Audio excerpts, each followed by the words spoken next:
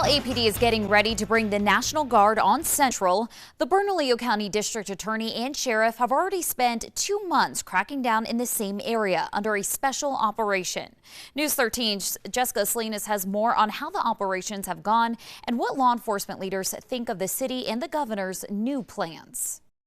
The DA says their operation has led to almost 400 arrests. Right now, they're not sure how or if their operation will sync up with APD's work with the Guard.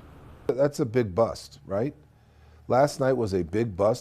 A big bust on Central to the tune of 26,000 fentanyl pills, with deputies arresting Luis Flores and a minor as part of Operation Route 66.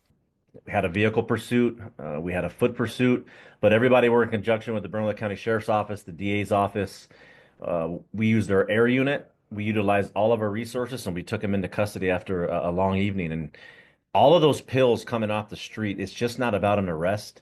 We just saved a bunch of lives. Of around 400 arrests they've made on East Central since February, 283 have been for outstanding warrants. And at least 5 suspects are charged with homicide. The DA says they plan to keep the joint operation going. We don't want these criminal elements to come back into the neighborhood, and we want to hold them accountable. We have a full-time prosecutor assigned to every one of these cases. We're going to follow them through. Meanwhile, the National Guard is expected to help APD in a different capacity soon.